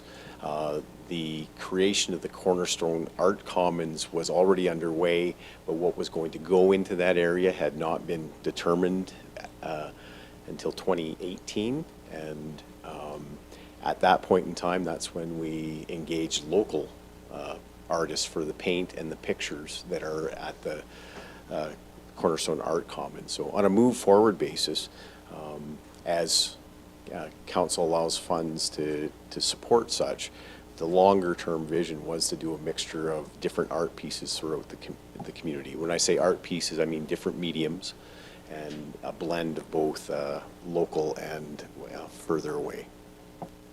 That's correct. I'll take one more, and then I'll put a motion on the floor. Councillor Blatz? Thank you, Mayor Dahl, and I want to just concur with what Councillor Walsh said. I do like the diversity of it, and I don't believe that our policy states that we were going to do local artists only. Our policy, I think, is 120C or something. And we also are a welcoming and inclusive community, and we did pass that proclamation as well. So I think what Councillor Walsh said was a very valid point. And all right, I think we had ample of conversation around the table, and thank you all for sharing your point of views. So I'm going to ask that a motion be put on the floor, and you can make your decision from there. Councillor, Councillor Walsh, I thought I saw a finger.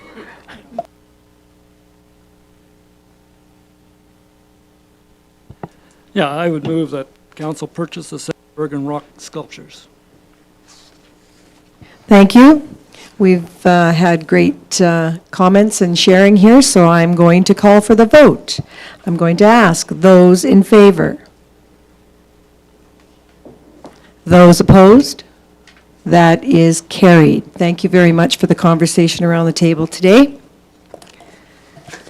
And if you could please move to the next item on the agenda on page 147, 2023 capital budget, interim CAO Linderman.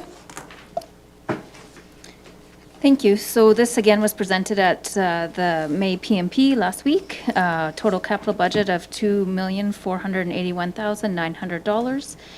No changes have been made to the 4 items that are on this budget.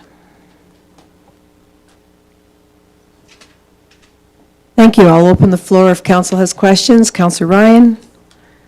Thank you very much, Mayor Dahl. I just have a question for our interim CAO.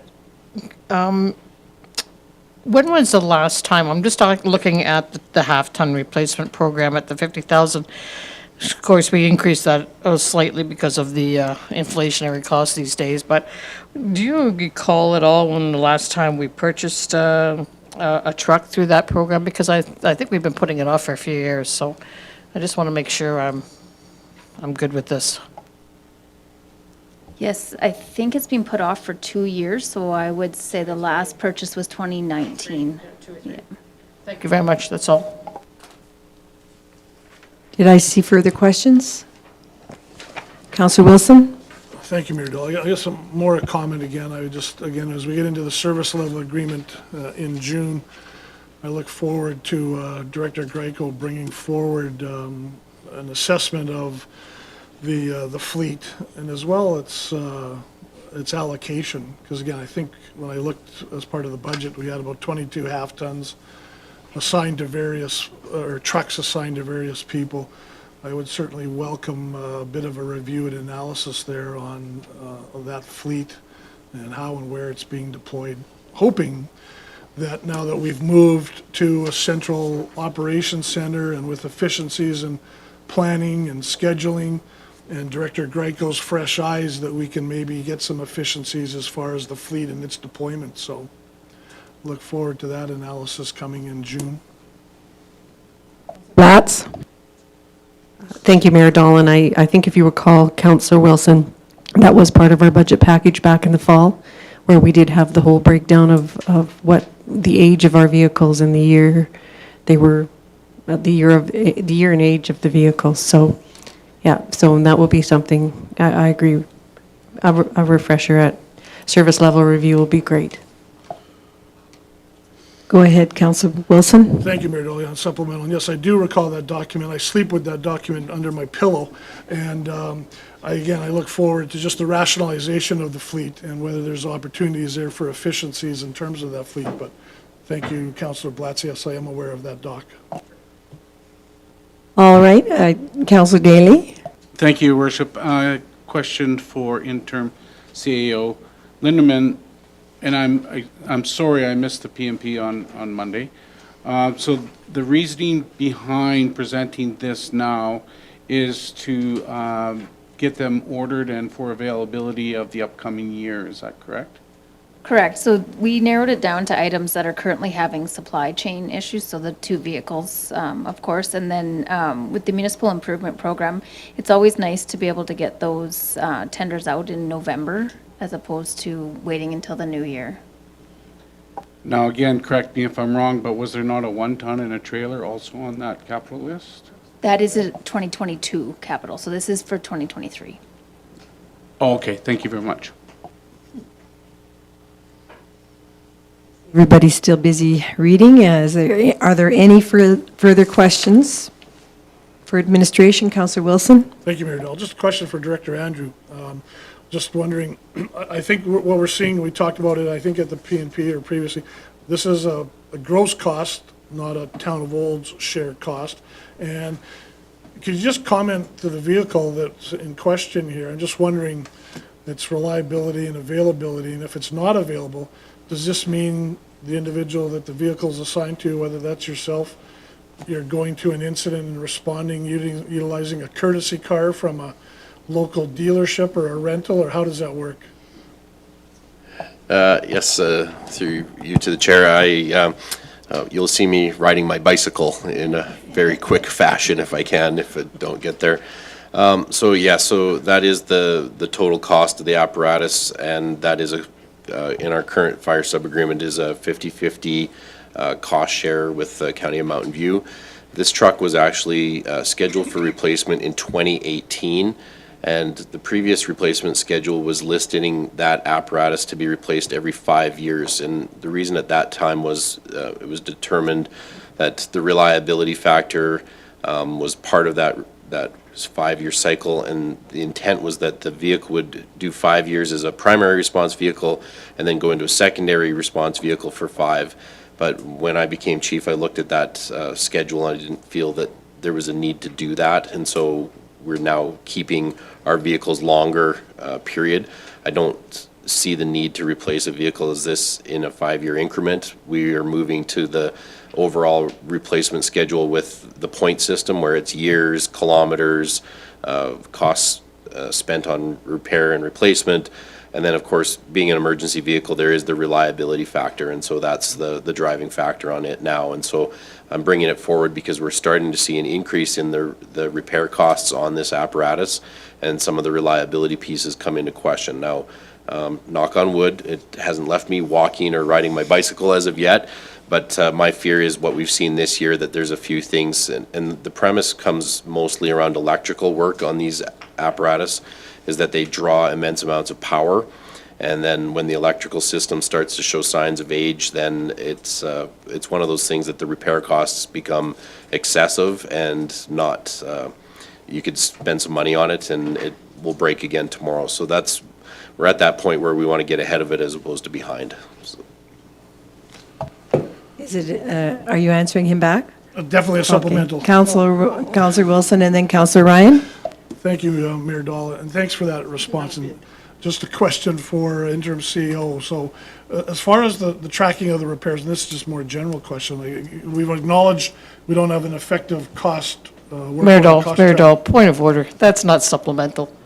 Sorry, I'm gonna call point of order here. That is not a supplemental question going from Director Andrew to CAO, interim CAO. So I think that you should come to me next and then to Councillor Wilson. But it does get to Director Andrews' comment around incidents of repairs and cost of repairs. Some councillors have different ways of being able to verbally exchange their points. I will let him finish, but I understand what you're saying, and I'll be more cognizant of it in the future. Thank you, Mayor Dell. Thank you, Councillor Ryan. So my question, given that we have an absence of an effective work order cost tracking system, do we know the costs of vehicle repairs?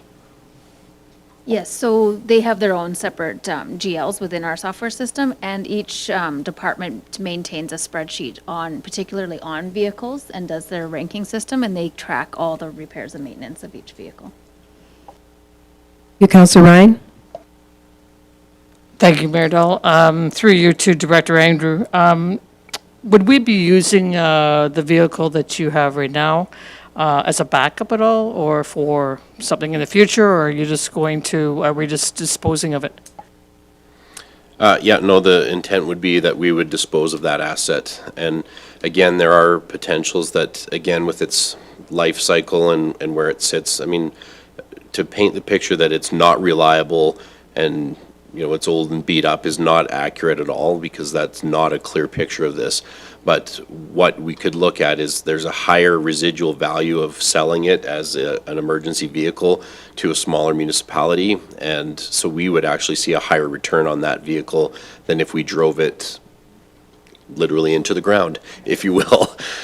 So there is those benefits, and it's because the costing of the emergency package of the lighting and all of those things, and that it certainly helps us get a higher value for it now than if we waited another few years and then saw the maintenance costs increase dramatically. Then that residual would disappear pretty much completely. Very good. Do we have further questions for our interim CEO on regards to the budget? Seeing none, I'd ask for a motion, please, to be put on the floor. Councillor Blatz. Thank you, Mayor Dahl. I move that council approves the 2023 capital budget in the amount of $2,481,900 as presented. Very good. Final chance. I then will call for the vote. Those in favor?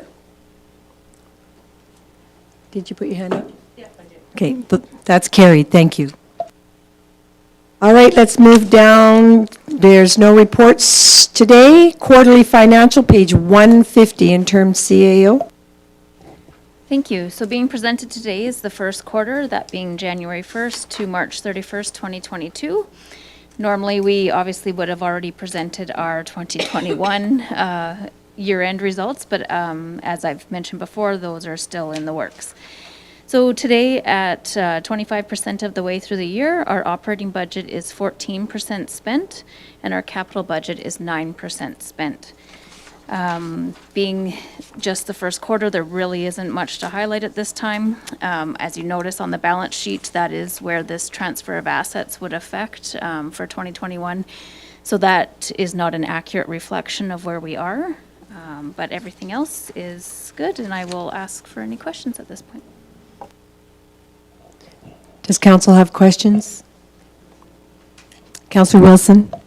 Thank you, Mayor Dahl. Just a question for the interim CEO. I'm looking at the sheet revenue expense statement by function for the 3 months ended March 31, 2022. Can you just explain for the many listeners that are tuned into the meeting what it means on the bottom of the sheet, year-to-date surplus? I believe that's a deficit of 3.97, so $4 million. Can you explain the significance, the impact, what that means for the citizens of the town? So that deficit is not a true cash deficit. That includes amortization, which amortization for the town of Olds is just over $4 million. So if you were to pull that out, we actually did have a surplus at the end of the year in true cash values. Perfect, great, because yes, amortization is a non-cash transaction, so I think I'm good with that for now. Yeah, and then, of course, when the auditor comes to present our actual financial statements, he will get into further detail on all of that. Oh, perfect, thank you. Very good. Seeing no other questions, I'd ask for a motion on the floor, please. Councillor Cummings? I'll put the motion that the financial report for the 3-month period, January 1st, 2022 to March 31st, 2022 be accepted for information. Thank you, Councillor Cummings. Those in favor? That is carried. Thank you. Moving down to page 157, correspondence and information. I'll have a motion on the floor before any discussion. Councillor Daly? Thank you, Your Worship. I move that the correspondence and information report ending May 9th, 2022 be received for information. Thank you, Councillor Daly. Does council have any questions? Councillor Ryan? Thank you, Mayor Dahl. I see we have a request on 164, page 164 from the Community Lifestyles with regards to the formation of this committee, and I was just wondering if this should go to service level review. We haven't had any discussion on this at all, so, well, we have had some discussion, but not from this, generated from, particularly from this Community Lifestyles Committee, so. Thank you, Councillor Ryan. That was some information sharing that I worked with the administration this morning prior to the council meeting, and I as well was had quite a few questions in this regard, but I will let our interim CEO speak to this. Thank you. Yes, for sure, it can be brought up at service level. I also have asked our admin to reach out this morning to our physician resource planner to have them come to the June PMP. I would like that to happen first, and then we can, at service level, talk about this committee. Well, thank you. Yes, thank you for bringing that up, because I was going to just put a very brief point to it, and you did it as well. So we have a motion on the floor at this time from Councillor Daly. I will call for the vote. Those in favor? That's carried. Thank you. We will be going into a closed session briefly, and as the chair, for those of you that are joining us, yes, Mr. Wagstaff? Just prior to the closed session, may I make a brief comment update with regards to the Coyote Tractor Champions Cup from the weekend? Certainly you can.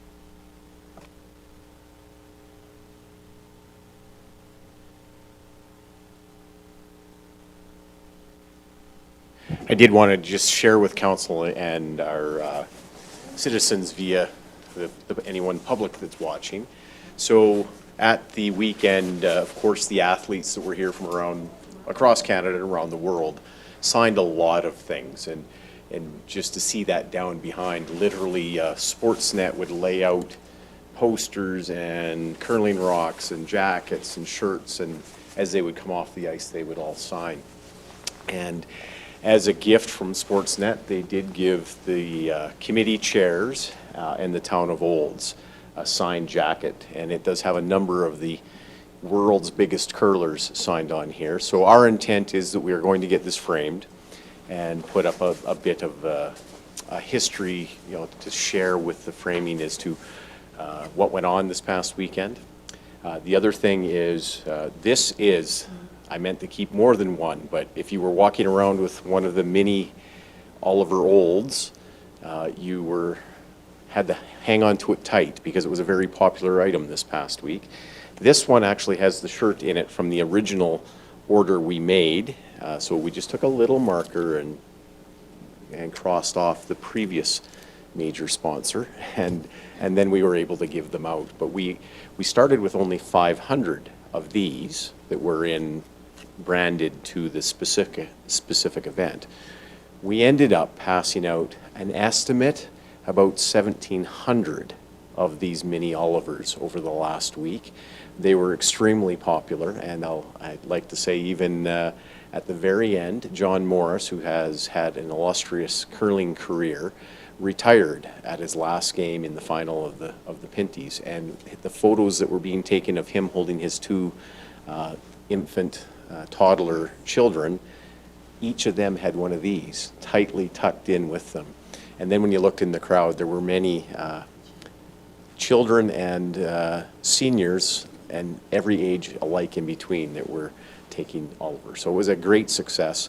And again, I want to reiterate what the mayor said at the start of the meeting, a humongous thank you to the volunteer effort that brought this to Olds and then made it one of the greatest Pinties Grand Slams of all time. So thank you to our volunteers.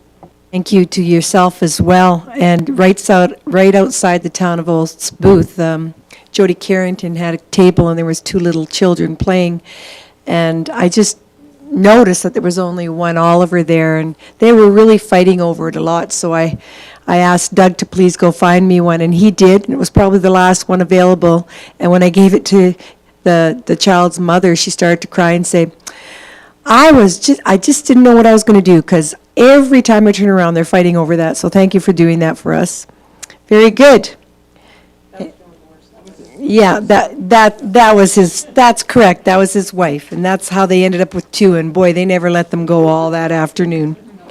So thank you very much, and we will resume to a closed session. For those joining us via live stream, the meeting stream will be replaced by a graphic and music will play, and when the music stops, the meeting is reconvening. If you choose to shut down your live stream, watch the Town of Olds social media feeds where the reconvening time will be posted.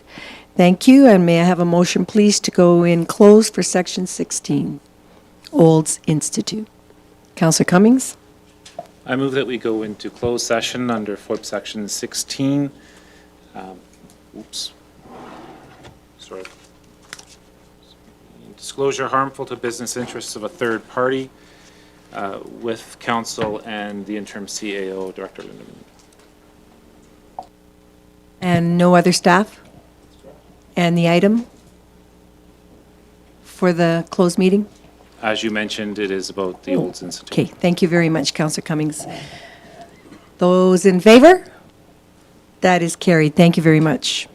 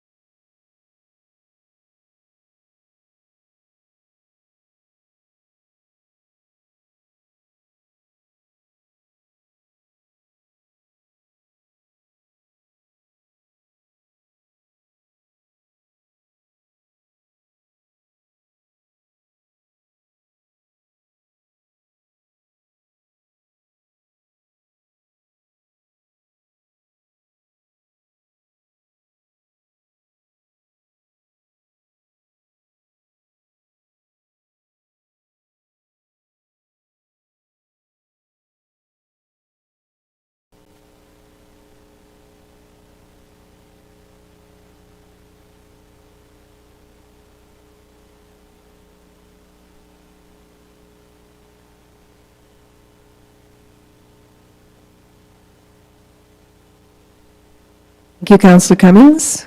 Thank you through the chair. The motion is to accept for information the update to Olds, OICRD, which is Olds Institute Community for Development, not for. Thank you.